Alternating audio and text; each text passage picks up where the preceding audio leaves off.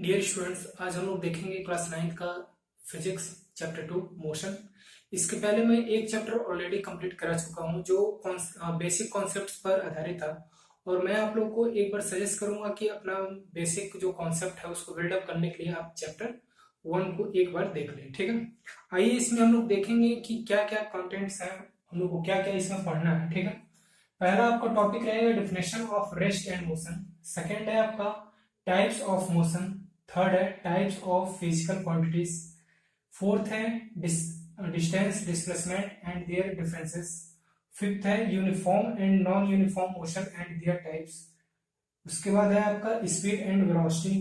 उसके बाद सेवंथ है एक्सेलरेशन एंड डी एक्सेलरेशन।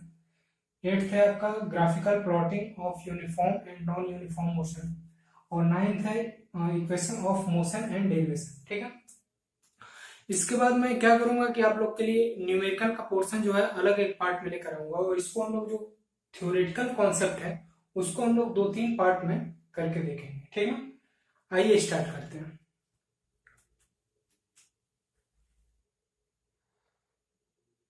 आइए देखते हैं difference. Rest, a body is said to be in a state of rest when its position does not change with respect to the time, observer or reference point। यहां पर मैंने rest को define करने के लिए मैंने 3 पॉइंट्स की बात की। एक तो टाइम की बात की, एक ऑब्जर्वर और एक रेफरेंस पॉइंट। अगर इन तीनों के रिस्पेक्ट में, मतलब किसी एक को मैं ले लूं, किसी के रिस्पेक्ट में अगर कोई भी बॉडी है वो अपने पोजीशन को चेंज नहीं करती तो उसको हम लोग क्या कहेंगे कि वो ऑब्जेक्ट जो है रेस्ट पोजीशन पे है। सपोज कीजिए कि मैंने एक वॉच पहना है और मेरे घड़ी में 10 बज रहा है और आप अपने सीट पे बैठे हुए हैं। ठीक है, उसके बाद मैंने 1 घंटे बाद यानी कि 11 बजे मैंने आपको देखा और तब भी आप अपने सीट पर ही बैठे हुए हैं। ठीक है, तो मैं ये कह सकता हूं कि टाइम के रिस्पेक्ट में आपका जो पोजिशन है वो चेंज नहीं हुआ। ठीक, एक तो ये चीज कॉन्सेप्ट क्लियर हो गया। दूसरा चीज मैंने ऑब्जर्वर की बात की है। ऑब्जर्वर यहाँ पर कौन है? यहाँ पर ऑब्जर्वर मैं, ठीक ना, यानी कि मेरे रिस्पेक्ट में आपने क्या किया, अपना पोजीशन चेंज नहीं किया। ठीक है, तो जो ऑब्जर्वर है उसी को हम लोग रेफरेंस पॉइंट से भी डिनोट कर सकते हैं। ठीक है, यहाँ पर मैंने रेफरेंस पॉइंट का डेफिनेशन लिख दिया है। और reference point is a place, ये कोई प्लेस हो सकता है, और object used for comparison to determine if something is in motion. Reference point होता क्या है? एक तरह से एक प्लेस होता है। ठीक है, एक प्लेस होता है, एक ऑब्जेक्ट होता है। सपोज कर लीजिए कि आपका ये घर ही है। ठीक है, ये घर है। ठीक, यहां पर कोई भी ऑब्जेक्ट पड़ा हुआ है, कोई भी ऑब्जेक्ट, यानी कि मान लीजिए कि आप ही पड़े हुए हैं। ठीक, कोई भी ऑब्जेक्ट पड़ा हुआ है और सपोज कीजिए कि इस घर के रिस्पेक्ट में 10 बज रहा था तब भी आप यहीं पर बैठे हुए हैं। ठीक, और 1 घंटे के बाद भी आप यहीं पर बैठे हुए हैं, अपना पोजीशन चेंज नहीं कर रहे हैं। किसके रेफरेंस में? किसके रिस्पेक्ट में? इस रेफरेंस पॉइंट के रिस्पेक्ट में। तो हम ये कह सकते हैं कि आप मतलब रेस्ट पोजीशन में। ठीक है, कहने का मतलब ये है। इसलिए मैंने क्या किया, रेस्ट को मतलब डिफाइन करने के लिए टाइम का भी, ऑब्जर्वर का भी और रेफरेंस पॉइंट का भी, तीनों तरह से मैंने एग्जाम्पल दे दिया। ठीक है ना, टाइम के रिस्पेक्ट में भी आपको पोजीशन चेंज नहीं होगा, कोई ऑब्जर्वर होगा जो आपको ऑब्जर्व कर रहा होगा उसके रिस्पेक्ट में आपका पोजीशन चेंज नहीं होगा, या रेफरेंस पॉइंट, सपोज कर लीजिए कि आपका घर है और वहां पर आप बाहर चेयर लगा के बैठे हुए हैं, उस रेफरेंस पॉइंट के रिस्पेक्ट में भी आप अपना पोजीशन चेंज नहीं कर रहे हैं। ठीक है ना, तो उसको हम लोग बोलते हैं रेस्ट पोजीशन। आगे देखते हैं motion. Motion is movement of any object from one position to another position with respect to the time, observer or a reference point। ठीक है, रेस्ट का एकदम उल्टा। सपोज कीजिए कि मैं ऑब्जर्वर हूं। ठीक, आप अपने सीट पे बैठे हुए हैं, 10 बज रहा है, फिर से मैं वही एग्जांपल ले रहा हूं। 11 बजे आपने क्या किया, अपना पोजीशन चेंज करके अपने चेयर से उठकर टेबल पे चले गए। ठीक है, तो 1 घंटे बाद मैंने देखा, यानी कि टाइम के रिस्पेक्ट में देखा, तो आपका पोजीशन चेंज हो चुका है। एक चीज ये क्लियर हुआ। दूसरा, अगर ऑब्जर्वर है, यानी कि ऑब्जर्वर मैं हूं, मेरे रिस्पेक्ट में आपने क्या किया, यहां से 2 मीटर अपना मतलब पोजीशन चेंज कर लिया। ठीक, और तीसरा चीज, अगर रेफरेंस पॉइंट की बात आती है तो रेफरेंस पॉइंट भी मैं ही हूँ, यानी कि मैं अपने से अगर देखता हूँ तो आपका पोजीशन क्या होता है, चेंज हो जाता है, ठीक ना। तो आई होप कि आपको रेस्ट, रेफरेंस पॉइंट और मोशन तीनों समझ में आया होगा। रेफरेंस पॉइंट हम कंपेयर करने के लिए हमेशा एक पॉइंट डिनोट कर देते हैं, एक पॉइंट हम लोग ले लेते हैं कि जहां से कोई भी ऑब्जेक्ट अपना डिस्टेंस चेंज कर रहा है उसको हम लोग मेजर कर लेते हैं, ठीक ना। अगर रेफरेंस पॉइंट को और अच्छे से हम लोग समझना चाहें तो देख सकते हैं, जैसे कि फॉर एग्जांपल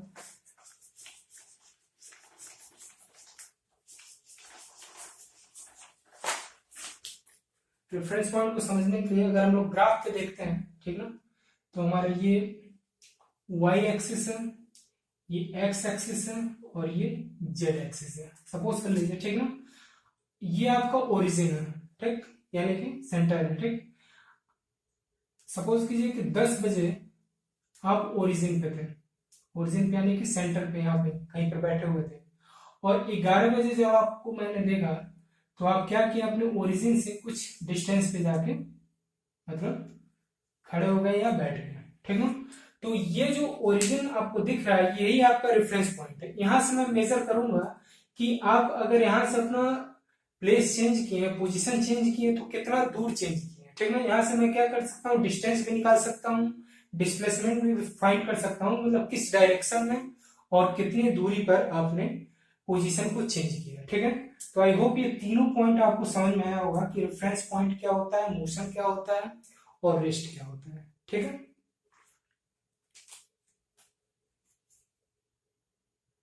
आइए यहाँ डिस्कस करते हैं टाइप्स ऑफ मोशन, ठीक है।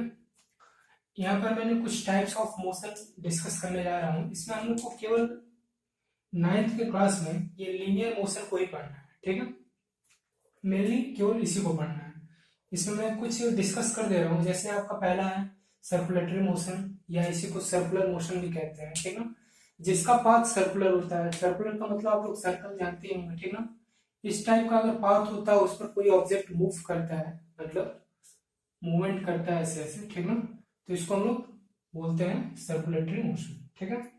सेकेंड है लीनियर पाथ। लीनियर पाथ मतलब स्ट्रेट लाइन में कोई भी ऑब्जेक्ट क्या कर रहा है, मूव कर रहा है, ठीक ना, अपने पोजीशन को चेंज कर रहा है, तो इसको हम लोग कह सकते हैं कि वो लीनियर मोशन कर रहा है, ठीक। थर्ड है आपका ऑसिलेटरी और वाइब्रेटरी मोशन, ठीक है। ऑसिलेटरी और वाइब्रेटरी मोशन का मतलब ये होता है कि आप लोग पेंडुलम जानते हैं, पेंडुलम देखे होंगे या फिर सुने होंगे, इस टाइप का होता है प्लम बॉब, ठीक है। इसको हम लोग क्या करते हैं, उठाकर कुछ दूरी पर यहाँ पर ले जाके इसको छोड़ देते हैं, तो क्या होता है, इस तरह मोशन करता है, ठीक है। इस टाइप का जो मोशन होता है उसको हम लोग बोलते हैं to and fro motion. To and fro का मतलब आगे पीछे, ठीक है। इस टाइप के मोशन को बोलते हैं ऑसिलेटरी या वाइब्रेटरी मोशन, ठीक है। वाइब्रेटरी मोशन से एक चीज और आप लोग को मैं बता दे रहा हूँ कि जब हम लोग साउंड चैप्टर पढ़ेंगे तो उसमें आएगा एक लॉन्गिट्यूडिनल वेव और ट्रांसवर्स वेव, ठीक है। तो लॉन्गिट्यूडिनल वेव का मतलब क्या होता है कि जब जो पार्टिकल्स होते हैं अपने आसपास वाले पार्टिकल से जब कोलाइड करते हैं, मतलब टकराते हैं, ठीक है, तो क्या होते हैं, टू एंड फ्रो मोशन करते हैं। टू एंड फ्रो का मतलब आगे पीछे इस तरह के मोशन करते हैं, ठीक है। यानी कि जो पार्टिकल्स होते हैं वो करते हैं क्या, वाइब्रेट होते हैं, ठीक। जब भी हम लोग बोलते हैं साउंड निकलता है तो यहाँ से क्या होता है कि जो पार्टिकल्स होते हैं वाइब्रेट होते हैं, और वाइब्रेट होने के बाद अपने आसपास के जो भी पार्टिकल्स होते हैं उससे क्या करते हैं, कोलाइड यानी कि टकराते हैं, तो इस तरह से साउंड प्रोड्यूस होता है। तो उसमें हम लोग इसको काफी अच्छे से पढ़ेंगे उस चैप्टर में। तो हम लोग ये कह सकते हैं कि वाइब्रेटरी मोशन और ऑसिलेटरी मोशन का मतलब ये होता है कि टू एंड फ्रो मोशन, या आगे और पीछे मोशन जब भी होता है, ठीक है। यहाँ पर फोर्थ है पीरियोडिक मोशन। पीरियोडिक मोशन का मतलब ये होता है कि एक निश्चित टाइम में जब कोई ऑब्जेक्ट अपने प्लेस को, मतलब जब भी मतलब एक निश्चित टाइम में कोई भी ऑब्जेक्ट अपना मतलब मूवमेंट कर रहा है, उसको बार बार दोहरा रहा है एक निश्चित टाइम, ठीक है। जैसे कि हम ये कह सकते हैं कि सन के ऑर्बिटल में, मतलब जो ऑर्बिटल में हमारा जो अर्थ है वो ऑर्बिटल में हमेशा मोशन करता है, ठीक, मतलब रोटेशन करता है, ठीक। तो हम लोग ये देखते हैं कि हर 365 दिन में सन का एक रोटेशन जो है अर्थ अपना कंप्लीट करता है, ठीक है। तो वो एक फिक्स टाइम है 365 डेज, ठीक है। तो उसको हम लोग बोल सकते हैं पीरियोडिक मोशन। एक चीज तो ये हो गया। दूसरी चीज ये कि हमारा अर्थ खुद का भी रोटेशन करता है, खुद का रोटेशन वो करने में उसको 24 घंटे लगते हैं, ठीक ना। तो वो भी हमारा क्या हो जाएगा, पीरियोडिक मोशन। तो पीरियोडिक मोशन में जो टाइम होता है वो आपका क्या होता है, फिक्स होता है कि इसी टाइम पर वो मोशन करके ऑब्जेक्ट किया था, फिर इसी टाइम पर आएगा, ठीक है। तो हम लोग ये कह सकते हैं कि सन का जब रोटेशन करता है हमारा अर्थ, या अर्थ अपना खुद का रोटेशन जो करता है वो होता है पीरियोडिक मोशन, ठीक है। तो आई होप कि ये जो टाइप्स ऑफ मोशन है आपको समझ में आया होगा, और ये बाकी चीजें जो है आपको 11th क्लास में अच्छे से मिलेंगी। और मैं आपको पहले बता दिया, पहले वीडियो लेक्चर में बताया था आपको कि जो 9th का पोर्शन हम लोग यहाँ पर जो भी पढ़ेंगे, ठीक है, वो 11th के लिए काफी आपके लिए यूजफुल होगा, क्योंकि यही आपका बेस होता है, ठीक है। यहाँ पर केवल हम लोग लीनियर मोशन के बारे में पढ़ेंगे, ठीक है। इसको नोट डाउन कर सकते हैं।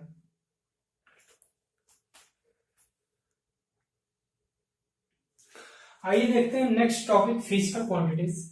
It is a physical property of material that can be measure. It has two type. इसके पिछले वीडियो में मैंने फिजिकल क्वांटिटीज को काफी अच्छे तरीके से बताया। मैंने ये भी बताया कि फिजिकल क्वांटिटीज होता क्या है। मैंने उस वीडियो में ये बताया था कि जो फिजिकल क्वांटिटीज है वो किसी भी इंस्ट्रूमेंट से मतलब मेजर किया जा सकता है। फिजिकल क्वांटिटीज वही होते हैं जिसको हम लोग इंस्ट्रूमेंट से मेजर कर सकें और फिजिक्स के लॉ द्वारा उसको हम लोग डिस्क्राइब कर सकते हैं, ठीक ना, मतलब उसको हम लोग प्रूफ कर सकते हैं। उसको हम लोग बोलते हैं फिजिकल क्वांटिटीज। क्लास 9th की अगर हम लोग बात करें तो जो फिजिकल क्वांटिटीज वो 2 टाइप्स के होते हैं, स्केलर क्वांटिटी और वेक्टर क्वांटिटी। और पिछले वीडियो में मैंने काफी अच्छे लेवल पर यानी कि 11th के लेवल तक का मैंने बताया था कि जो फिजिकल क्वांटिटी है 11th में अगर हम लोग देखेंगे तो 3 टाइप से उसको हम लोग डिवाइड कर देते हैं, एक फंडामेंटल, एक डेराइव्ड और एक सप्लीमेंट्री, ठीक ना। लेकिन 9th की केवल बात करें तो हम लोग को 2 टाइप्स का स्केलर क्वांटिटी और वेक्टर क्वांटिटी को ही पढ़ना है, ठीक है। तो आइए देखते हैं होता क्या है scalar quantity. It is a physical quantity having only magnitude not direction. अगर हम लोग को स्केलर क्वांटिटी को रिप्रेजेंट करना है, किसी को बताना है, ठीक ना, तो उसमें हम लोग को डायरेक्शन बताने की जरूरत नहीं है, केवल मैग्नीट्यूड बताना है, ठीक है, न्यूमेरिकल वैल्यू, ठीक। जैसे कि डिस्टेंस है तो उसमें हम लोग केवल बोल देंगे 5 मीटर, ठीक है। इसमें कहीं पर डायरेक्शन आया, कहीं डायरेक्शन नहीं है, डायरेक्शन का पता नहीं चल रहा है। हम यहाँ से खड़े होकर बोल दिए कि 5 मीटर आपको, तो आप कहीं पर भी सोच सकते हैं, नॉर्थ साउथ ईस्ट वेस्ट कहीं पर भी सोच सकते हैं। जब तक मैं ये आपको ये ना बोलूं नॉर्थ में 5 मीटर, तब तक आपका जो माइंड है हमेशा कंफ्यूज ही रहेगा, ठीक ना। तो इस टाइप में क्या मतलब इसको हम लोग ये कह सकते हैं कि ये आपका स्केलर क्वांटिटी है जिसमें डायरेक्शन की जरूरत नहीं पड़ती है, केवल मैग्नीट्यूड की जरूरत पड़ती है, ठीक। ठीक इसके अपोजिट वेक्टर क्वांटिटी होता है। इसमें क्या होता है, it is a physical having both magnitude as well as direction, ठीक है। इसमें आपको मैग्नीट्यूड के साथ डायरेक्शन भी बताना पड़ेगा। सपोज कीजिए कि इसमें एग्जांपल है वेलोसिटी, एक्सेलरेशन, डिस्प्लेसमेंट। डिस्प्लेसमेंट जब आप किसी को बताते हैं तो वहां पे ऐसे आपको लिखना पड़ेगा 5 मीटर वेस्ट, ठीक है, 5 मीटर वेस्ट, यानी कि उसको ये पता चलेगा कि 5 मीटर हमको वेस्ट में जाना है, ठीक ना। अगर हम ये कहें कि आपको 5 मीटर वेस्ट में जाना है, 5 मीटर नॉर्थ में जाना है, तो आपको डायरेक्शन भी बताना पड़ेगा, ठीक ना। और जब भी आपको मैग्नीट्यूड के साथ डायरेक्शन रिप्रेजेंट करना हो, बताना हो, तो याद रखिएगा कि वो आपका वेक्टर क्वांटिटी होता है, ठीक ना। इसको मैंने अच्छे से एक्सप्लेन किया पिछले वीडियो में, आप इसको अच्छे से देख सकते हैं। और मैं तो आपको सजेस्ट करूंगा कि आप पहले वीडियो देख लें ताकि आपका जो कॉन्सेप्ट हो वो क्लियर हो जाए और काफी अच्छे लेवल पे आपका बिल्डअप हो जाए, ठीक है। और ये आपका फर्स्ट पार्ट रहेगा, इसके बाद मैं सेकंड पार्ट लेकर आऊंगा। और उसके पहले आप इस वीडियो को अच्छे से एक बार देख लें और इसके पहले वाले वीडियो को भी अच्छे से देख लें। Take care.